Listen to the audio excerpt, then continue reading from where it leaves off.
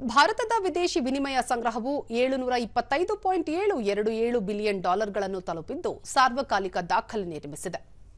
ಇದೇ ವೇಳೆ ಚಿನ್ನದ ಮೀಸಲು ಪ್ರಮಾಣವು $4.990 ಶತಕೋಟಿ ಗಳಷ್ಟು ಏರಿಕೆಯಾಗಿ $128.466 ಶತಕೋಟಿ ಗಳಿಗೆ ತಲುಪಿದೆ.